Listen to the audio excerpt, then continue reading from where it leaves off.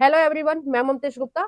आज देखेंगे हम 10th class geography NCERT chapter 6 और चैप्टर का नाम है विनिर्माण उद्योग। इस चैप्टर का हमने एक पार्ट पहले कंप्लीट कर लिया है एमसीक्यूज का, और हमने इस चैप्टर की थ्योरी भी कंप्लीट कर ली है। अगर अभी तक आपने नहीं देखी है तो इसी वीडियो के डिस्क्रिप्शन में मैंने दो प्लेलिस्ट की लिंक डाल रखी है, एक एमसीक्यू की है, एक थ्योरी की है। आपको एमसीक्यू या थ्योरी जो भी देखना है, आप इसी वीडियो के डिस्क्रिप्शन में जो लिंक डली हुई है उन पर क्लिक कर देख सकते हैं। और मैंने अपने यूट्यूब चैनल पर 6 से लेकर 10 क्लास तक की ज्यादातर एनसीईआरटी एसएसटी वाली जो बुक है वो कंप्लीट करा दी है, उनके एमसीक्यू भी कंप्लीट करा दिए। अगर अभी तक आपने नहीं देखी है तो आप मेरा यूट्यूब चैनल ओपन कर प्लेलिस्ट वाले ऑप्शन पर क्लिक कर देख सकते हैं। आइए हम शुरू करते हैं क्वेश्चन नंबर 12 से। क्वेश्चन नंबर 12, पर्सन के विषय में उपरोक्त कथनों पर विचार करें। कथन है पहला, पहला पर्सन उद्योग कलकत्ता में 1555 में खोला गया। ठीक है। कथन है दूसरा, 1947 में देश के विभाजन के पश्चात 3/4 जूट उत्पादन बांग्लादेश में चला गया। तो इसका जो सही ऑप्शन है वो कौन सा है? ए है पहला सही है, बी है दूसरा सही है, सी है पहला और दूसरा दोनों सही है, डी है ना तो पहला सही है और ना दूसरा सही है। तो इसका जो सही ऑप्शन हो जाएगा वो हो जाएगा सी। ए और पहला और दूसरा दोनों कथन क्या है? सही है। नेक्स्ट देखते हैं क्वेश्चन नंबर 13। निम्नलिखित में से कौन से उद्योग आधारभूत उद्योग नहीं है? आधारभूत उद्योग होते हैं जिन उद्योगों पर बाकी के उद्योग डिपेंड करते हैं। ठीक है। उन उद्योगों को क्या बोलते हैं? आधारभूत उद्योग बोलते हैं। ए है लोहा इस्पात, बी है तांबा, सी है एल्युमिनियम, डी है चीनी। तो जो आधारभूत उद्योग नहीं है उसको हमें बताना है, तो ये हो जाएगा डी, क्योंकि डी पर सॉरी चीनी पर कोई भी उद्योग जो है वो डिपेंड नहीं है। ठीक है। जबकि लोहा इस्पात पर डिपेंड है, क्योंकि जब लोहा इस्पात का उत्पादन होगा तभी लोहा से बहुत सारी जो मशीन है वो बन पाएंगी, बहुत सारी चीजें वो बन पाएंगी और बाकी के उद्योग चलेंगे। ठीक है। लोहा तो एक तरह से हम मान सकते हैं किसी भी देश के लिए रीढ़ की हड्डी का काम करता है उद्योग में, क्योंकि ज्यादातर जो चीजें होती हैं वो लोहा इस्पात की ही बनाई जाती हैं। जो मशीन वगैरह होती है वो किसकी होती है? लोहा इस्पात की ही होती है। ठीक है। बाकी एल्युमिनियम और तांबा भी क्या है? आधारभूत उद्योग है।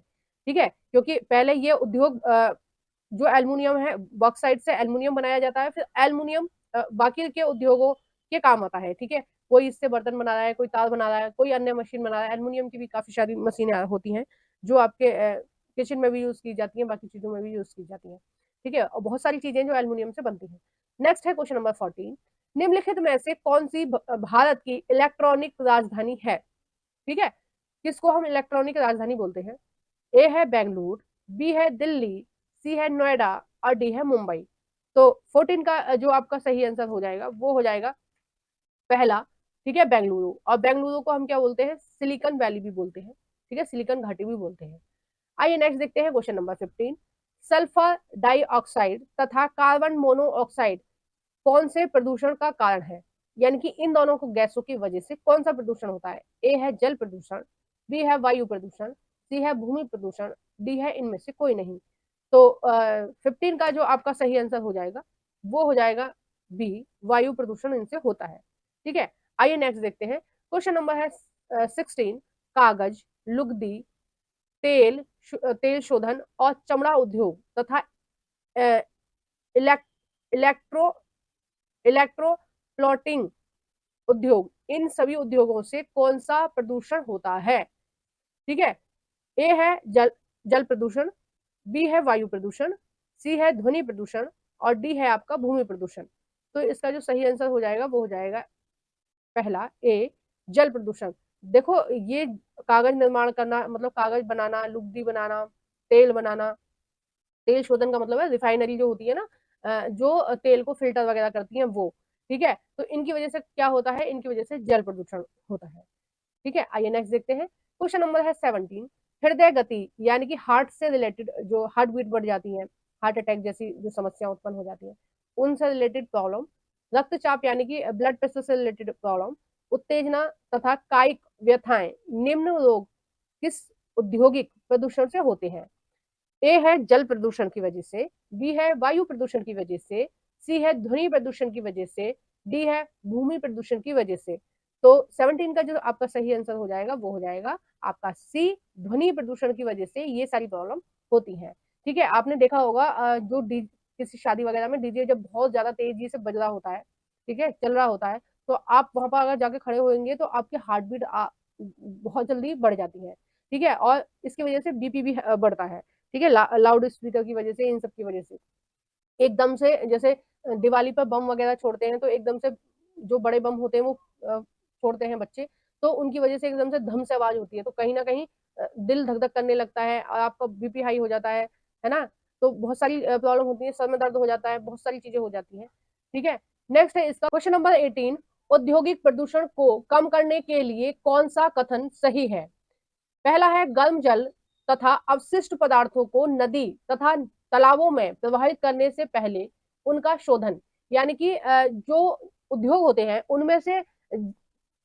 उनमें जो जल का प्रयोग होता है, कई बार क्या होता है, जल गर्म होता है और उसको नदी में या तालाब में प्रवाहित कर देते हैं, तो होता क्या है, जो नदी और तालाबों में छोटी मछलियां होती हैं या छोटे छोटे सूक्ष्म जीव होते हैं, वो सभी क्या होते हैं, मर जाते हैं, ठीक है। मैंने ऐसी कई सारी वीडियो देखी है जो जिसमें मोटी मोटी मछलियां हैं, वो ऊपर ऊपर तैर रही हैं, ठीक है, मतलब वो मर चुकी हैं, और उसका मेन कारण क्या है कि वो जल इतना ज्यादा दूषित हो जाता है कि वो मछलियां मर जाती हैं।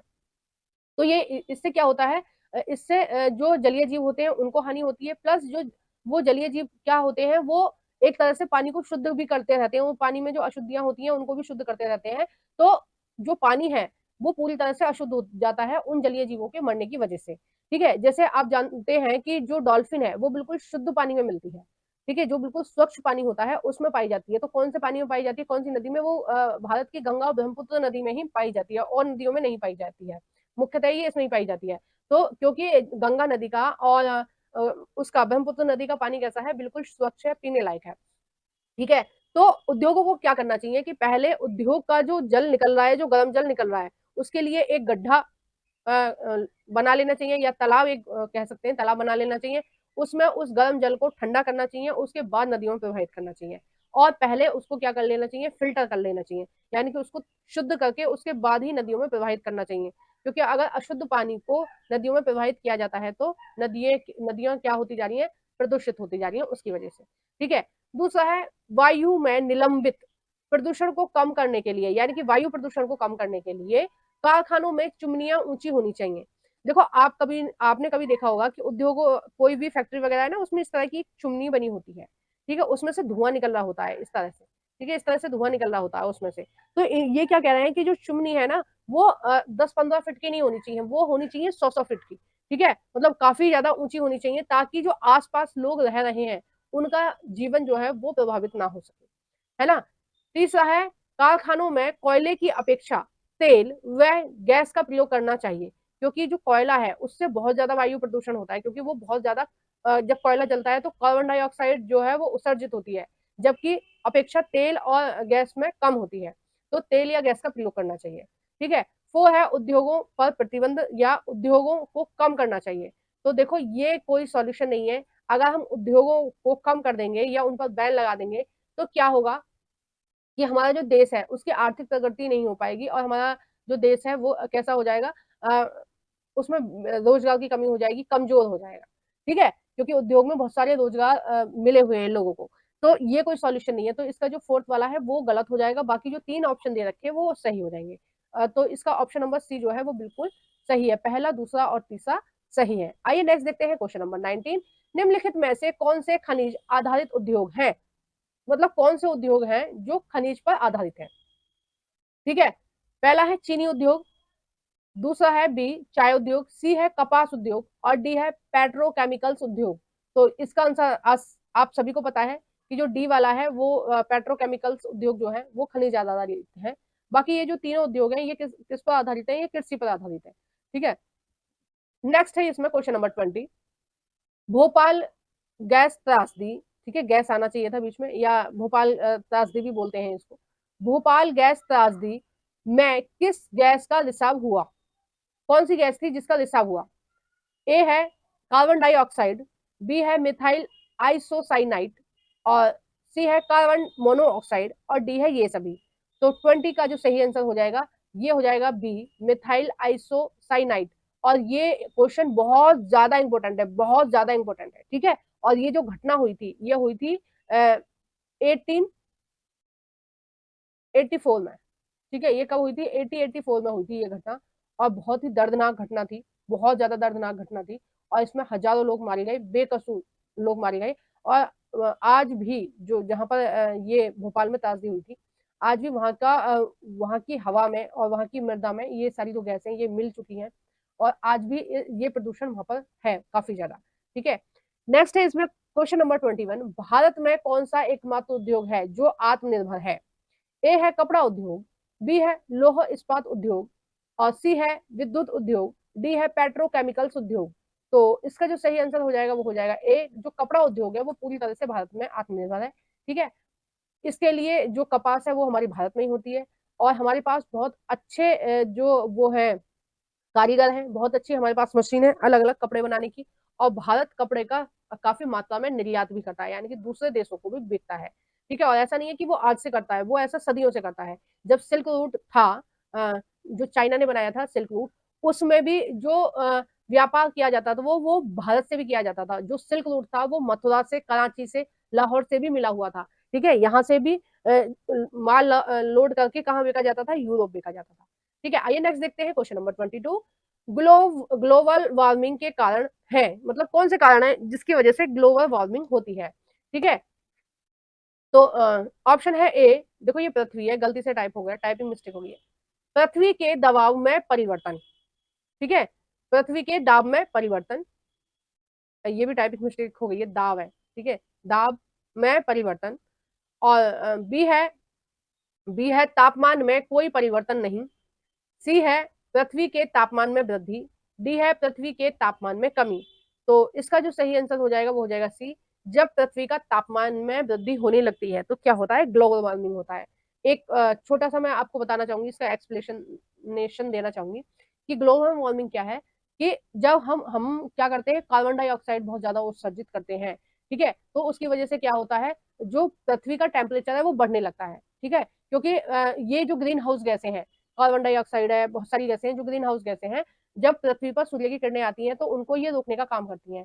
तो एक मात्रा है जिसमें कार्बन डाइऑक्साइड वायुमंडल में होना चाहिए, लेकिन जब इसका अनुपात बढ़ने लगता है, किसकी वजह से? हमारे उद्योग धंधों की वजह से, हमारे जो व्हीकल्स चलते हैं उनसे कार्बन डाइऑक्साइड उत्सर्जित होती है, या फिर जो चूल्हे वगैरह पर रोटी बनाते हैं उनसे भी होती है। उनसे तो खैर ना के बराबर होती है, क्योंकि वो बहुत कम मात्रा में यूज होते हैं, लेकिन उद्योग धंधों में बहुत ज्यादा मात्रा में ईंधन यूज होता है, तो उसकी वजह से कार्बन डाइऑक्साइड उत्सर्जित होती है, बनती है, और वो वायुमंडल में घुल जाती है। तो क्या होता है, जब ज्यादा कार्बन डाइऑक्साइड होगी तो क्या करेंगे, जब सूर्य से जो ताप आ रहा है, जो प्रकाश आ रहा है, उसको ज्यादा से ज्यादा वो कार्बन डाइऑक्साइड यानी कि ग्रीन हाउस गैसें उसको रोकेंगी। उससे क्या होगा, पृथ्वी का तापमान बढ़ेगा। अब पृथ्वी का तापमान बढ़ेगा तो जो ग्लेशियर है, जो बर्फ है पृथ्वी पर, वो पिघलने लगेगी।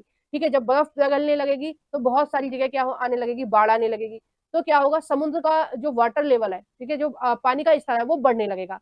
तो पानी का स्तर बढ़ने लगेगा तो जो छोटे छोटे द्वीप है ना समुद्र में, वो डूबने लगेंगे, है ना, और भीषण गर्मी पड़ने लगेगी। जब भीषण गर्मी पड़ेगी तो भीषण ठंड भी पड़ेगी, है ना। तो ये ग्लोबल वार्मिंग के कारण ही होता है। और गर्मी जो होती है ना वो बहुत खतरनाक वाली पड़ती है। जैसे इस बार आपने देखा होगा, गर्मियों में इतनी ज्यादा हालत खराब हो गई थी कि एसी भी फेल हो गई थी, मतलब एसी भी कंट्रोल नहीं कर पा रहा था टेम्परेचर को, है ना। हमारे साथ भी ऐसा हुआ था कि दो दो दिन ऐसा हुआ कि एसी ने भी काम करना बंद कर दिया, एसी भी काम नहीं कर पा रहा था उस समय में। तो ये किसकी वजह से होता है? ये ग्लोबल वार्मिंग की वजह से ही होता है। आइए नेक्स्ट देखते हैं क्वेश्चन नंबर 23, और ये इस वीडियो का लास्ट क्वेश्चन रहेगा। एक प्रसिद्ध प्रदूषक फ्लाई एस यानी राख निम्नलिखित में से किसके द्वारा उत्पादित होता है? ए है तेल रिफाइनरियों के द्वारा, बी है उर्वरक संयंत्रों के द्वारा, सी है सीमेंट कारखाना के द्वारा, और डी है ताप विद्युत संयंत्रों के द्वारा। तो इसका जो सही आंसर है ये हो जाएगा डी, ताप विद्युत संयंत्रों के द्वारा ये उत्सर्जित होता है फ्लाई ऐश। ठीक है, इस वीडियो को हम यही समाप्त कर रहे हैं। वीडियो आपको कैसी लगी प्लीज कमेंट बॉक्स में बताइएगा। और नेक्स्ट जो वीडियो रहेगी वो 7th क्लास की रहेगी, सॉरी 7th चैप्टर की रहेगी। ठीक है, जो इस बुक का 7th चैप्टर है उसकी रहेगी। और आपको वीडियो कैसी लगी प्लीज कमेंट बॉक्स में बताइएगा। वीडियो को जरूर से लाइक कर देना। अभी तक आपने मेरे चैनल को सब्सक्राइब नहीं किया है तो प्लीज मेरे चैनल को सब्सक्राइब कर देना। जो भी फ्रेंड आपके एनसीईआरटी पढ़ना चाहते हैं उन सभी फ्रेंडों के साथ मेरी इस वीडियो को शेयर कर देना। Thank you for watching everyone.